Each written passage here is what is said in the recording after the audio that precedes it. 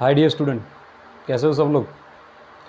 हमने कल के लेक्चर में जो बात की थी बस उसी बात को हम आगे बढ़ाते हैं। मैंने लास्ट लेक्चर में बात की थी, अगर आपको याद हो तो, कि स्टैटिस्टिक क्या है। उससे पहले हमने बात की कि कॉमर्स क्या है और उसमें स्टैटिस्टिक किस तरह से काम करता है, वो थोड़ा बहुत हमने देखा था।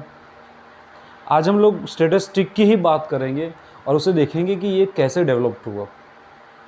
दोस्तों आपको थोड़ा ध्यान देना पड़ेगा। अगर आपके पास बुक है तो बुक के अंदर मैं जो आज पढ़ा रहा हूँ वो इन्फॉर्मेशन दी हुई है। तो जब ये लेक्चर ख़त्म हो जाए उसके बाद आप बुक्स में ये सारी चीज़ें एक बार नोट डाउन कर देना, ठीक है दोस्तों। तो हम स्टार्ट करते हैं। देखो, स्टैटिस्टिक्स जब भी आगाज़ हुआ था, वैसे हम ऑफिशियली नहीं बोल सकते, लेकिन जहाँ जहाँ कोई भी सब्जेक्ट की अगर बात है तो वो इंडिया से ही स्टार्ट हुआ था। लेकिन हमारे पास इतना ऑफिशियली आंकड़ा हुआ नहीं करता था। उसी की वजह से स्टैटिस्टिक्स का श्रेय कोई जर्मन ले गया। अदरवाइज़ स्टैटिस्टिक डेवलप हुआ था इंडिया के अंदर, उसे बहुत बड़ी मात्रा के अंदर यूज़ भी किया गया था और स्टडी भी किया गया था। लेकिन उस टाइम पे हमारे पास ऐसा कोई प्रूफ नहीं था और उसी की वजह से हमें वो चीज़ ऑफिशियली डिक्लेयर नहीं कर पाए। फिर भी दोस्तों मैं आपको बता देता हूँ, इन द 1596 एक ये साल था 297। इस साल में इंडिया में मुग़ल एम्पायर हुआ करता था।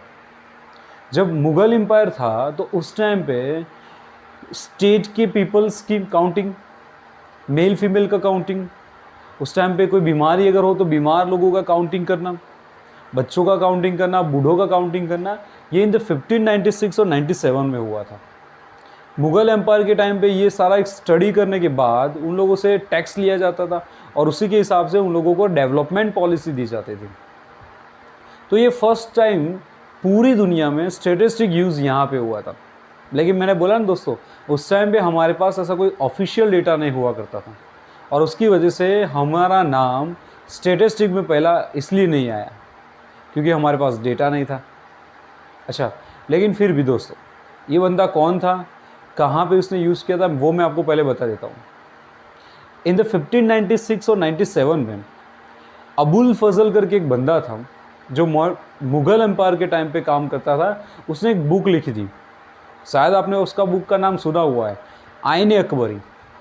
आईन अकबरी करके एक बुक थी। इस बंदे ने, यानी कि अबुल फजल ने, उस टाइम पे स्टैटिस्टिक का यूज़ किया था फर्स्ट टाइम। लेकिन वो एक ट्रेडिशनल कंसेप्ट था, वो एक ट्रेडिशनल थ्योरी थी, उसकी वजह से उसे ज़्यादा नोट डाउन नहीं किया गया। लेकिन दोस्तों वो एक पहला मौका था जहाँ पे स्टैटिस्टिक डेवलप्ड हुआ। किसी को पता चला कि भी नहीं, मैथ्स और स्टेट में फ़र्क है। उनकी बुक है आईन अकबरी, उसके अंदर इस बात का जिक्र है। और दोस्तों उसके बाद एक और टाइम आया। अब जरा देखो समय का कितना बड़ा गैप है। इन द 1749 के टाइम पे ऑफिशियली पूरी दुनिया में स्टैटिक करके एक वर्ड यूज़ हुआ। आप अभी हम जो स्टैटिस्टिक पढ़ रहे हैं ना, उससे पहले यूज़ किया था स्टैटिक के टाइम नाम से, यानी कि स्टैटिक करके एक वर्ड यूज़ हुआ और उसके अंदर पूरी थ्योरी डाली गई कि ये किस तरह से काम करता है, कैसे काम करता है। वैसे इस बंदे ने बहुत मेहनत की थी और उसी की वजह से वो पूरा श्रेय उनके नाम पे ही जाता है। एक जर्मन बंदा था जो 1749 के टाइम पे उन्होंने स्टैटिक करके एक वर्ड यूज़ किया और वही था हमारे स्टैटिस्टिक का आगाज़।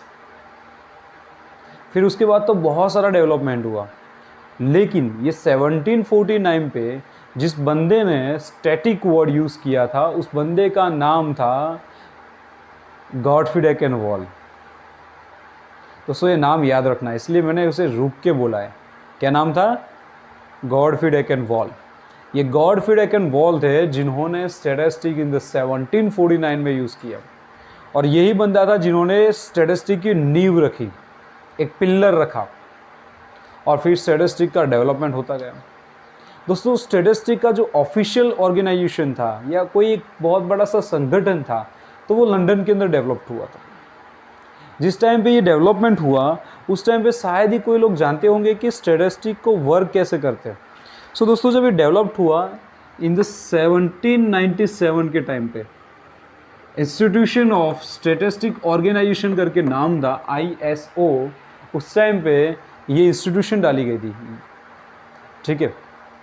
और दोस्तों जब ये इंस्टीट्यूशन डाली गई तब पहली बात तो ये बताई गई थी कि ये इंस्टीट्यूशन को काम कैसे करता है, लेकिन प्रॉब्लम ये हुई कि इंस्टीट्यूशन ज़्यादा चली नहीं।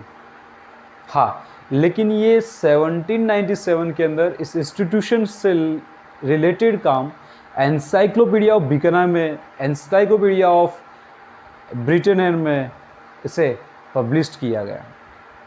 अभी जो एनसाइक्लोपीडिया जो उस टाइम में पब्लिश हुई, उस टाइम पे ये नया नया कंसेप्ट लोगों को पता चला और फिर दोस्तों स्टैटिस्टिक डेवलप हुआ। लेकिन ये आपके बुक में इसलिए जिक्र नहीं है क्योंकि ये चीज़ ऑफिशियली हुई नहीं। जब ऑर्गेनाइजेशन डेवलप हुआ तो उस ऑर्गेनाइजेशन को चलाने वाले जो बंदे थे उसके बीच में ही कंसेप्ट को लेकर बहुत ही तानाशानी थी और उसी की वजह से दोनों का जो कंसेप्ट था वो फिट नहीं हुआ और उस ऑर्गेनाइजेशन को डिस्ट्रॉय कर दिया गया। तो दोस्तों ये इंस्टीट्यूशन डालने के बाद ही लोगों को पता चला कि स्टैटिस्टिक है क्या। मैं 2 बार फिर से रिपीट करता हूँ, जो ध्यान से देख लो।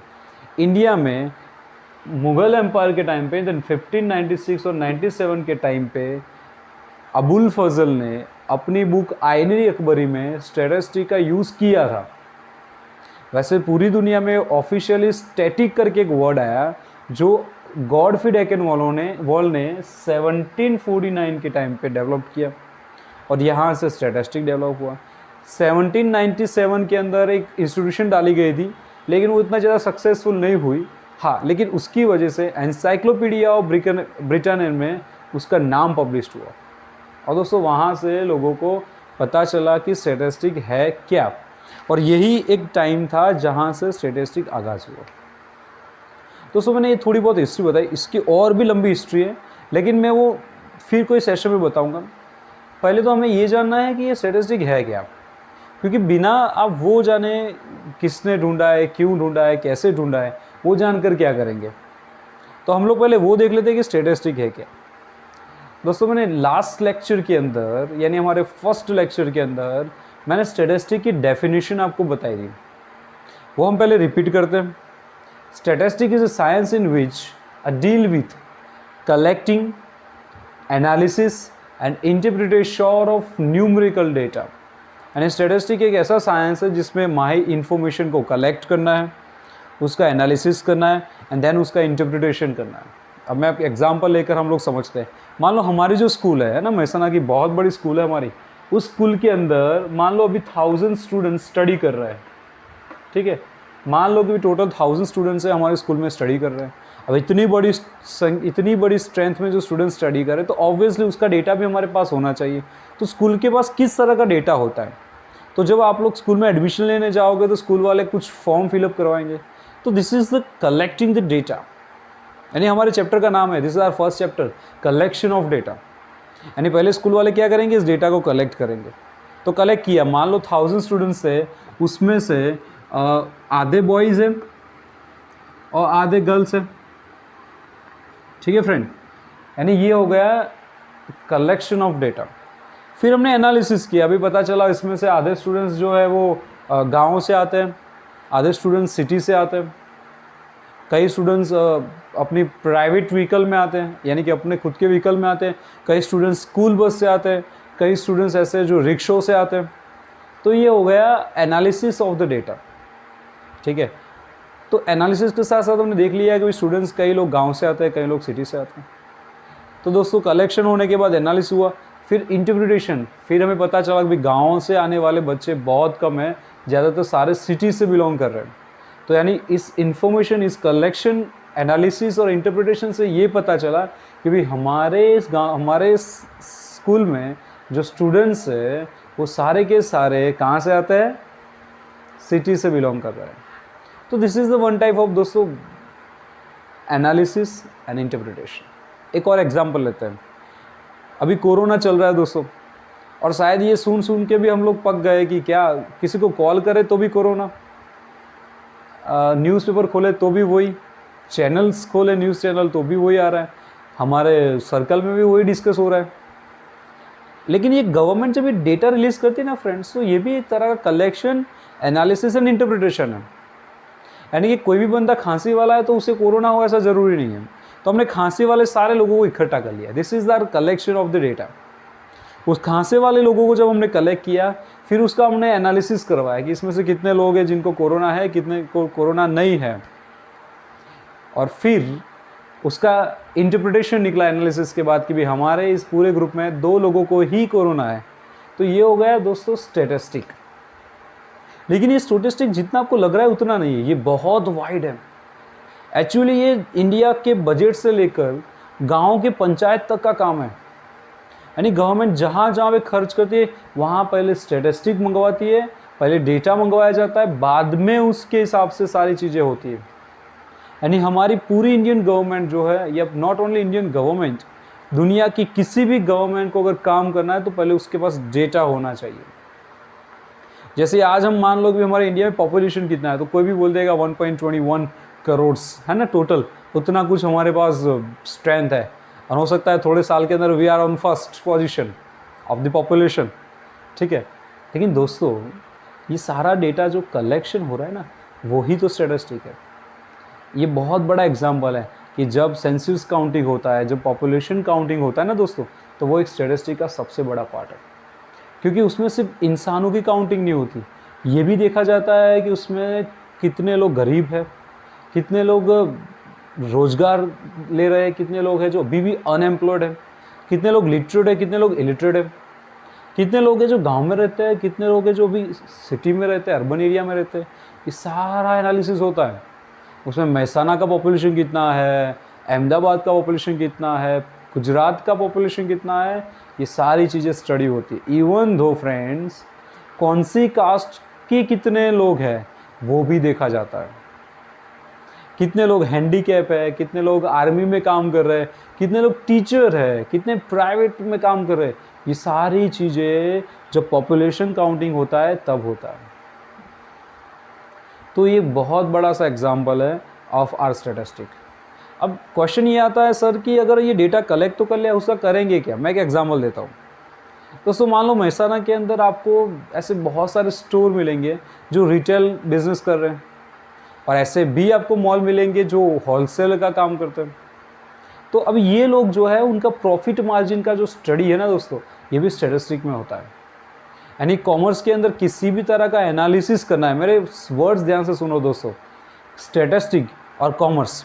कॉमर्स के अंदर अगर किसी भी जगह पे आपको एनालिसिस करना है ना, तो आपको स्टैटिस्टिक की ज़रूरत पड़ेगी। तो ये हमारा एक साइंस है। कॉमर्स के अंदर एक आप साइंस का सब्जेक्ट पढ़ रहे हो, वो है स्टैटिस्टिक। लेकिन ये वो वाला साइंस नहीं है, ये हमारा साइंस है। क्योंकि इस सब्जेक्ट के अंदर आप बहुत सारे पहलू देखोगे, बहुत सारी ऐसी छोटी छोटी चीज़ें आपको मिलेगी। ठीक है दोस्तों, एक और बात मैंने बात की है ये ओल्ड टाइम्स की, उस टाइम में स्टैटिस्टिक ये हुआ वो हुआ वगैरह वगैरह। इंडिया के अंदर मॉडर्न स्टैटिस्टिक कंसेप्ट डेवलप हुआ। अभी हम जो पढ़ रहे हैं ना फ्रेंड्स, वो मॉडर्न स्टैटिस्टिक है। इंडिया में modern statistic in the year 1931, modern statistic 1931 के टाइम पे डेवलप हुआ था। एक इंस्टीट्यूशन डाली गई थी उस टाइम पे 1931 के अंदर, ISI यानी Indian statistical institution, ISI Indian statistical institution. ये जो इंस्टीट्यूशन दोस्तों डाली गई वो 1931 में डाली गई थी, और ये इंस्टीट्यूशन मॉडर्न स्टैटिस्टिक का कंसेप्ट प्रेजेंट कर रही थी। आज तक जो भी डेटा आपको मिल रहे हैं, आज तक आपको देश का कुछ भी डेटा आपके पास आ रहा है, तो वो सारा का सारा इनकी ही देन है। आज ये इंस्टीट्यूशन बहुत काम कर रही है। ये कोलकाता में स्टार्ट हुई थी, और आज देश के बहुत सारी जगह पे इसकी ब्रांच है। और ये स्टार्ट करने वाला बंदा था प्रोफेसर PC महानोबिस। ये PC महानोबिस थे जिन्होंने ISI इंडियन स्टैटिस्टिकल इंस्टीट्यूशन को डेवलप किया इन द 1931। और यही इंस्टीट्यूशन थी जिन्होंने 5 ईयर प्लानिंग का कंसेप्ट वर्क करवाया। यानी 5 ईयर प्लानिंग का जो कंसेप्ट डेवलप हुआ ना दोस्तों, उसके रीड में, उसके बेस में ये इंस्टीट्यूशन थी। यानी हम लोगों ने, अगर आपने SS में पढ़ा हुआ होगा 5 ईयर प्लान, तो 5 ईयर जो 5 ईयर प्लान था, पंचवर्षीय जो योजनाएं थी ना दोस्तों, उसके मूल में ISI इंडियन स्टैटिस्टिकल इंस्टीट्यूशन था। और उन्होंने ही तो मॉडर्न स्टैटिस्टिक को डेवलप किया, और आज इतना वाइड किया हुआ है। आज AC से लेकर फैन तक, मार्कर से लेकर स्कूल के बोर्ड तक सारी चीज़ें काउंटेबल है। और ये सारी चीज़ें काउंट करने के बाद उसका एनालिसिस किया जाता है और गवर्नमेंट डिसाइड करती है कि कितने बच्चों को कौन सी फैसिलिटी चाहिए। यानी कि दोस्तों, पॉलिसीज़ बनाने के लिए, बजट बनाने के लिए अगर कोई काम में आ रहा है तो हमारा स्टैटिस्टिक काम में आ रहा है।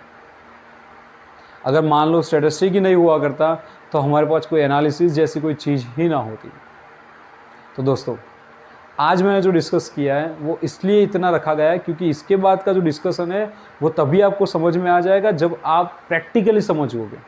तो आपको एक काम करना है, मेरा व्हाट्सएप नंबर आपके पास तो है ही है, ग्रुप में भी मेरा नंबर है। आपके आसपास ऐसे कितने लोग हैं, ऐसा कोई एग्जाम्पल मुझे प्रेजेंट कर दो कि जो स्टैटिस्टिक का एग्जाम्पल हो। जैसे कि मान लो मेहसाना के अंदर पानी पूरी वाले की लारियाँ, तो वो एक स्टैटिस्टिक है। मान लो मेहसाना के अंदर पान के गल्ले, दिस इज द स्टैटिस्टिक। आपको आंकड़ा नहीं बताना है, आपको फिगर नहीं बतानी है, आपको सिर्फ ऐसा एग्जाम्पल देना है कि सर ये स्टैटिस्टिक है, यहाँ पे स्टैटिस्टिक वर्क कर सकता है। जैसे कि मेहसाना के अंदर लाइफ इंश्योरेंस कॉरपोरेशन की ऑफिसेस, या मेहसाना के अंदर भाई गवर्नमेंट हॉस्पिटल्स, मेहसाना की स्कूल्स, ये सारा डेटा आपको मुझे एग्जाम्पल के बेस पे व्हाट्सअप करना है। मैं देखता हूँ चलो कितने लोग एक्टिव है। आपके कितने एग्जाम्पल होते हैं, एक दे सकते हो, दो सकते हो, 10 दे सकते हो, चॉइस इज़ योर्स। लेकिन हम उस एग्जाम्पल को फिर मैं नेक्स्ट लेक्चर के अंदर आपके साथ शेयर करूँगा और हम उसी एग्जाम्पल के साथ ही आगे के पोर्शन को स्टडी करेंगे। तो दोस्तों, आपको क्या करना है घर पे जाके, या आपको क्या करना है घर पे ही रह के, जितने एग्जाम्पल हो सकता है जहाँ पे काउंटिंग हो सकता है, जिसका एनालिसिस हो सकता है, उस एग्जाम्पल को आपको मुझे सेंड करना है। ठीक है दोस्तों, हम लोग जब नेक्स्ट लेक्चर में मिलेंगे तब बहुत इंपॉर्टेंट काम करना है, तो उसी की वजह से मैंने आपको एक छोटा सा काम दिया हुआ है। ठीक है, तो तीन बातें मैं रिपीट कर देता हूँ। वर्ल्ड में ऑफिशियली इन द 1749 के अंदर गॉडफ्री एकेनवॉल ने पहली बार स्टैटिक वर्ड यूज़ किया और वहाँ से स्टैटिस्टिक यूज़ हुआ। लेकिन इंडिया के अंदर 1596 और 97 में अबुल फजल ने आईने अकबरी के अंदर इसका यूज़ किया था। फिर धीरे धीरे डेवलप होता गया और कई कंसेप्ट निकल गए। इन द 15 दोस्तों, ये होने के बाद 1797 के अंदर एनसाइक्लोपीडिया ऑफ बिकानी के अंदर भी इसका जिक्र हुआ। और एनसाइक्लोपीडिया के अंदर जो जिक्र हुआ वो ही था जिसने दुनिया को स्टैटिस्टिक के बारे में इन्फॉर्म किया। ठीक है दोस्तों, तो जब हम नेक्स्ट लेक्चर में मिलेंगे तो आपका होमवर्क पहले टैली होगा और उसके बाद हम लोग आगे जाएंगे। चलो मिलते हैं तो नेक्स्ट लेक्चर के अंदर। Thank you.